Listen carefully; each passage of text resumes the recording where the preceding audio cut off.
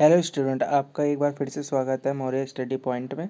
जैसे कि आप टाइटल में देख ही चुके होंगे थंबनेल में कि 9th क्लास की फर्स्ट चैप्टर हिस्ट्री का फ्रांसीसी क्रांति, ठीक है। इस वीडियो में आपके एनसीईआरटी के सभी टॉपिक क्लियर हो जाएंगे, ठीक है। क्योंकि जितने भी पॉइंट है, ठीक है, आप एनसीईआरटी बुक, आप इस वीडियो के बाद आप एनसीईआरटी बुक अगर आपने रीड कर ली, ठीक है, एनसीईआरटी बुक का ये चैप्टर रीड कर लिया, ठीक है, इस वीडियो के बाद, तो आपको इस चैप्टर में से कोई सा भी क्वेश्चन आ जाए, चाहे लॉन्ग हो शॉर्ट हो, ठीक है, जितने भी क्वेश्चन बनेंगे वो आप करके ही आएंगे, ठीक है, पेपर में। तो सबसे पहले मैं बता दूं कि इसमें जो पिक्चर हैं, ठीक है, उनसे भी क्वेश्चन जो होंगे वो भी मैं आपको बताऊंगा, ठीक है। क्योंकि इसमें ज़्यादातर पिक्चर के क्वेश्चन बनते हैं। क्योंकि हालांकि कि जैसे कि अब मैं आपको बताऊं कि अब एनसीईआरटी में एमसीक्यू, ठीक है, एमसीक्यू को ज़्यादा महत्व देने लगे हैं। क्योंकि 20 नंबर का ज़्यादातर सीबीएसई बोर्ड में एमसीक्यू ही है, ठीक है। ज़्यादातर क्वेश्चन इस चैप्टर से ही बनते हैं।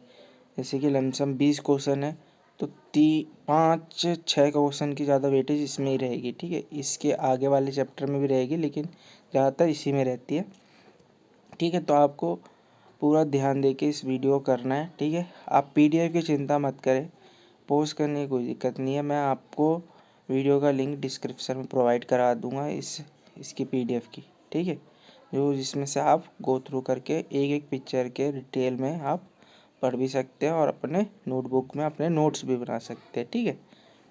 ओके, तो हम अपने पीडीएफ में गो थ्रू कराते हैं, ठीक है। जैसे इस पीडीएफ में आपको डिटेल से समझाया गया हर टॉपिक, ठीक। अब जैसे कि पहला ही टॉपिक लिया जा सकता है कि फ्रांसीसी क्रांति क्या है, ठीक है, तो फ्रांस में हुई होगी, ठीक। अब दूसरी बात कि इसके कारण क्या थे, भाई क्या क्या कारण है, कुछ तो कारण रहा होगा जिससे क्रांति आई, ठीक है। पहला कारण तो यही है कि फ्रांसीसी समाज में 3 स्टेट में बांटे गए थे।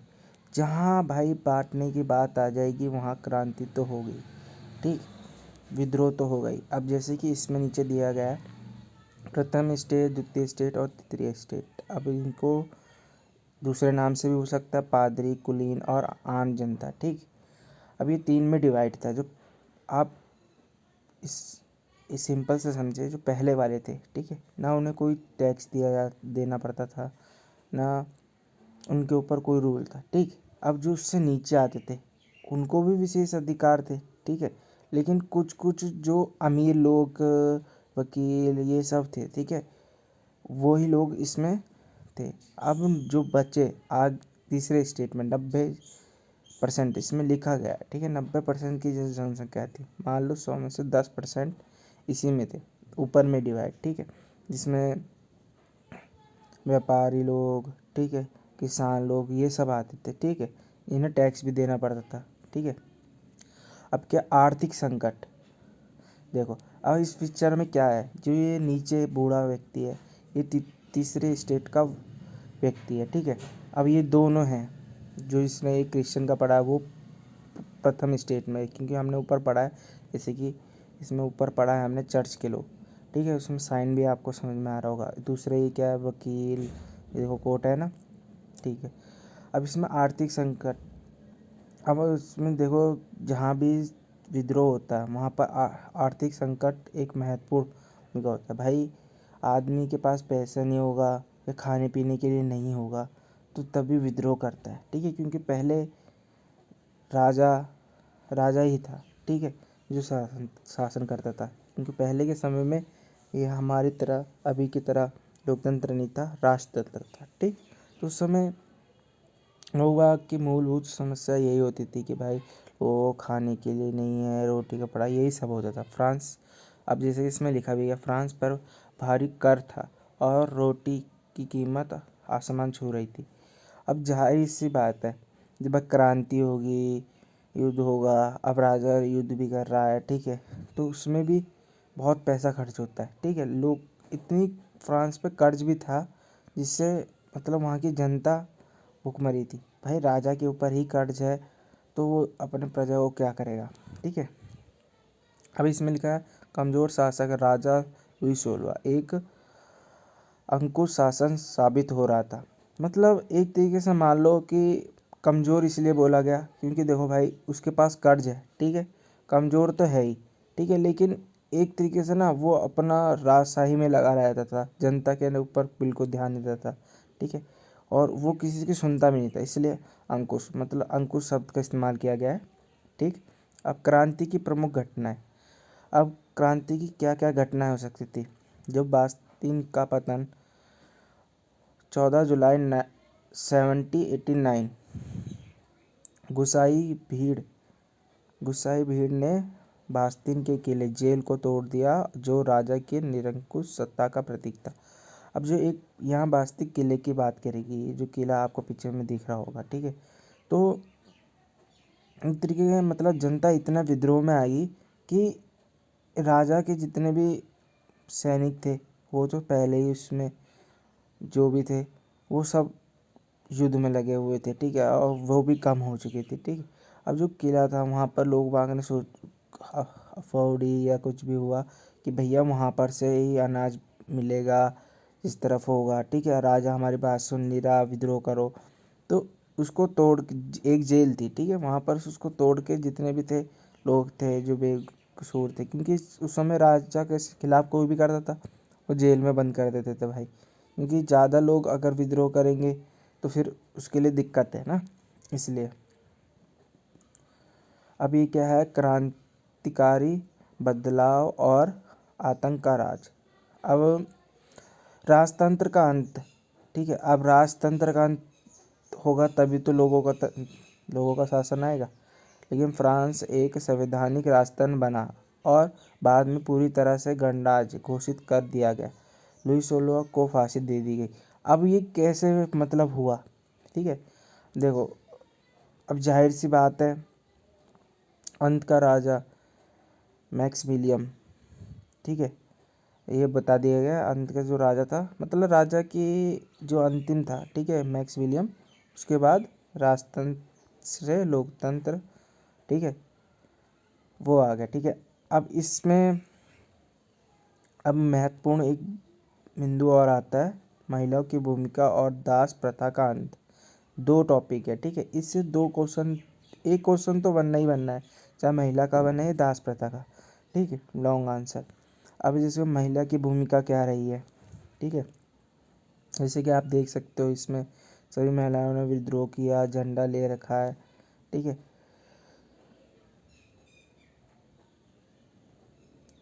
अब इसमें जैसे कि बोला गया है कि क्रांति के दौरान फ्रांसीसी उपनिवेश में दास प्रथा को ख़त्म करने के प्रयास किए गए, ठीक है। अब कैसे उसमें प्रयास करेंगे, जो जैसे कि कुछ दास प्रथा क्या थी, पहले तो आप ये समझे, दास प्रथा एक तरीके का एक आदमी को खरीदा बेचने का एक प्रथा थी।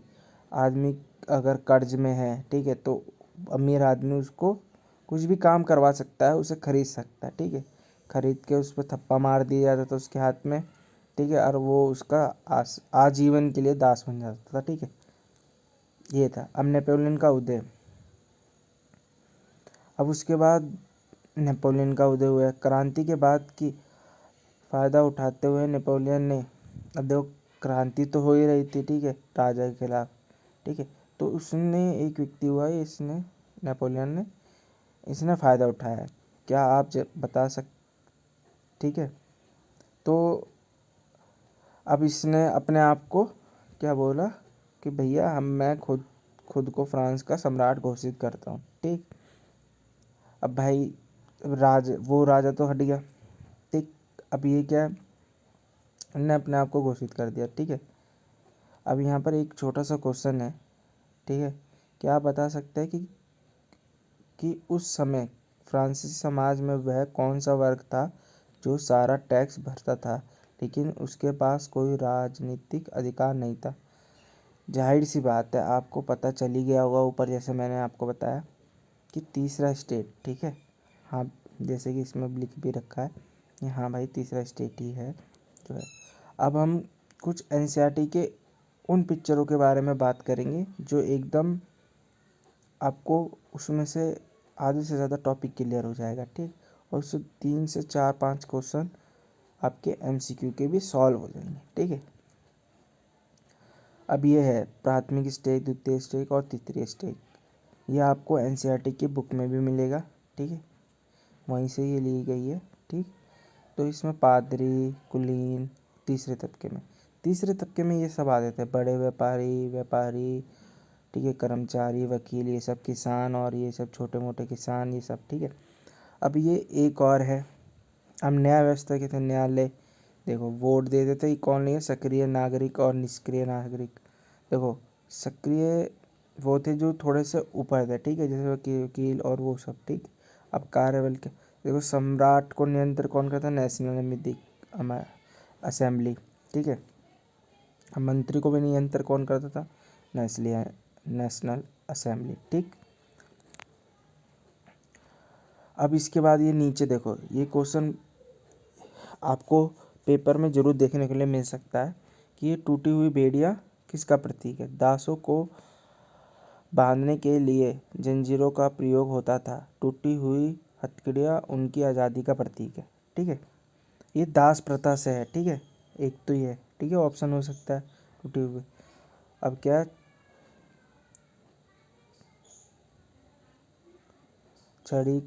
छड़ी का बंदीदार गुट्ठर, ये क्या है, अकेले छड़ को आसानी से तोड़ा जा सकता है पर पूरी गट्ठर को नहीं, एकता में ही बल है।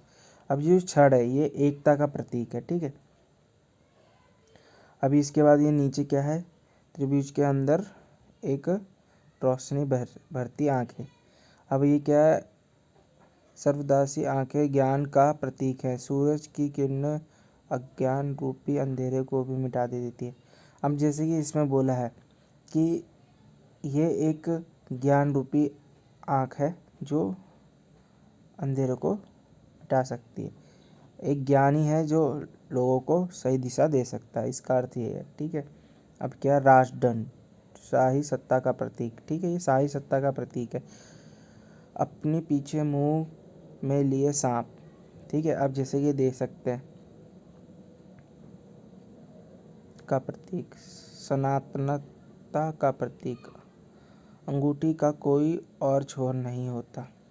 ठीक, अब ये एक सजा है। ठीक है, आप जैसे पिक्चर में देख सकते हैं कि एक सजा देने की प्रक्रिया थी। देशभक्त कृष्णदास दास मशीन, जिसका इस्तेमाल मोटापा घटाने के लिए किया जा सकता था, और